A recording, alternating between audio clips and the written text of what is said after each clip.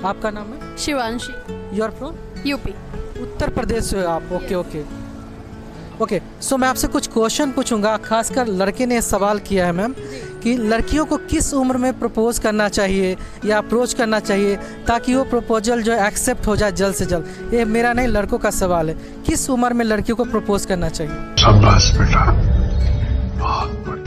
मेरे हिसाब से कोई उम्र नहीं होती। जिस हिसाब से आप आपके सराउंडिंग में आप देखो, अगर आप कॉलेज में प्रपोज कर रहे हो तो आपके कॉलेज के सराउंडिंग के हिसाब से होना चाहिए। अच्छा।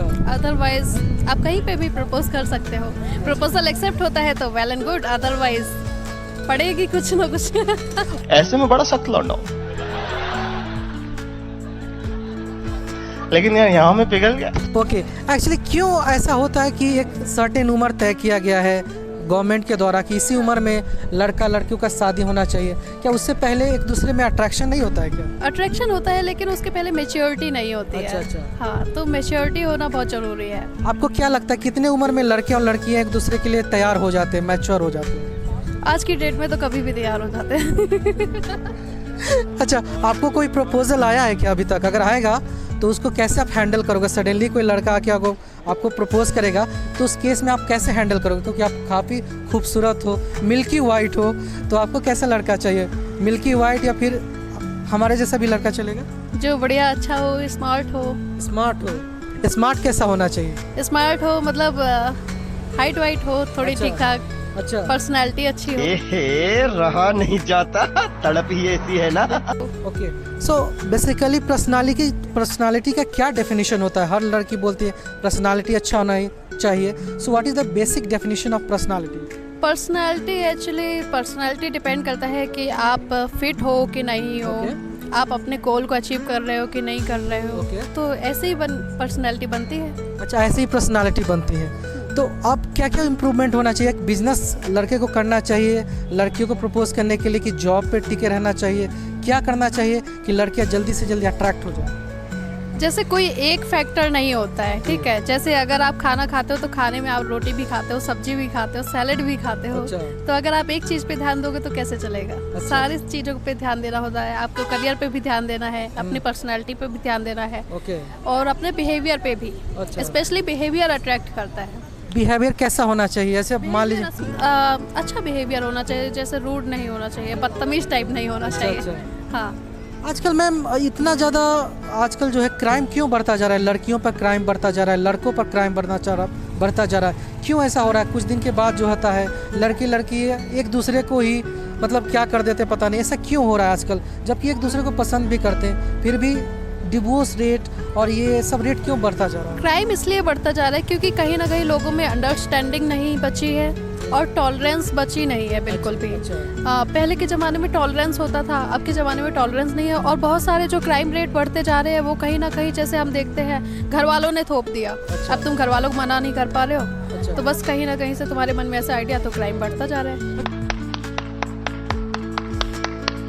अच्छा, आज से हमारे जो पूर्वज लोग थे उन्होंने कभी लव मैरिज शादी नहीं किया, वो घर वालों के ही पसंद से शादी करते थे, लेकिन उनका तो मैरिज बिल्कुल 100% सक्सेसफुल रहा था।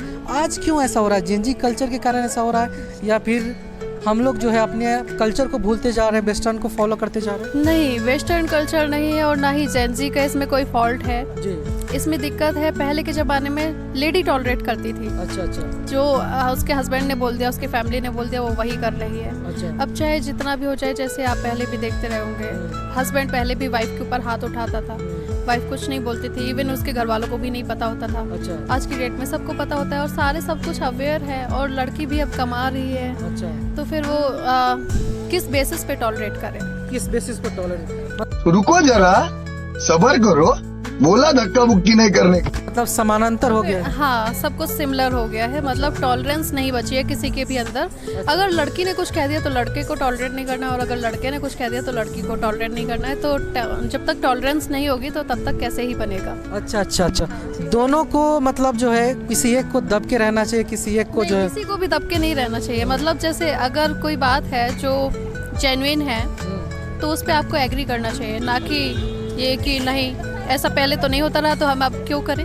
अच्छा। आजकल आप क्या सजेशन देना चाहोगे? कपल जो है, अगर मान लीजिए किसी को प्रपोज करने के लिए जा रहे हैं, तो आपकी तरफ से क्या सजेशन होना चाहिए कि वो जो है एक दूसरे के लिए बने हैं, लेकिन क्या होता है ना कि बहुत ऐसा लड़के होते हैं जो लड़कियों को प्रपोज नहीं कर पाते हैं, घबराते हैं या डरते हैं। क्या लड़कियों से वाकई में डरना चाहिए या फिर कॉन्फिडेंटली जाके बात करना चाहिए अपने दिल की? नहीं, डरना नहीं चाहिए। अच्छा अपने मन की बात करिए, अच्छा और अगर नहीं ठीक लगे तो बस दूर रहिए।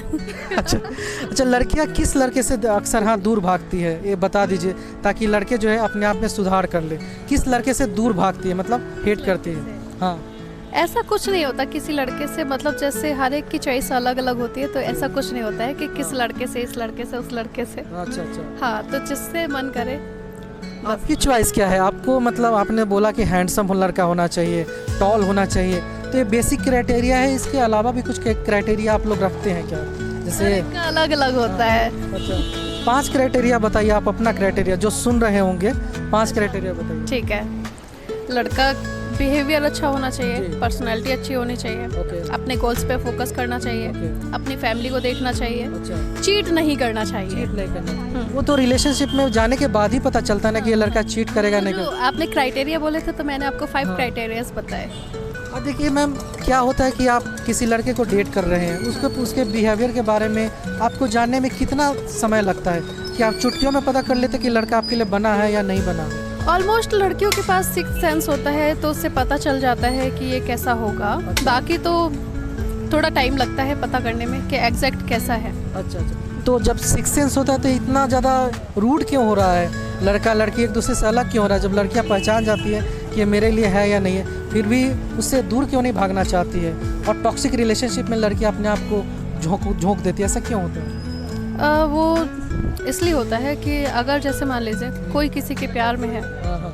तो वो तो उसको टॉलरेट करेगा। अच्छा। चीट करता जा रहा है तब भी कर रहा है कि हाँ ठीक है, अच्छा ठीक है, अच्छा। मैं माफ़ कर दूंगी। ओके।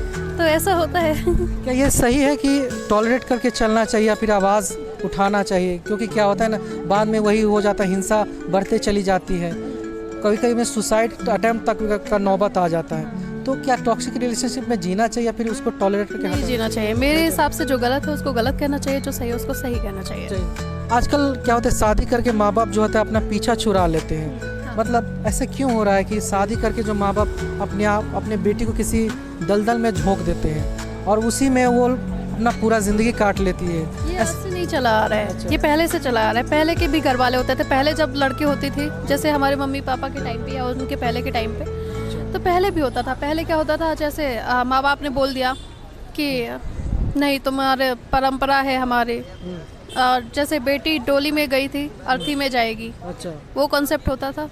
तो वही कॉन्सेप्ट अभी भी चला आ रहा है, वो कहीं ख़त्म नहीं हुआ।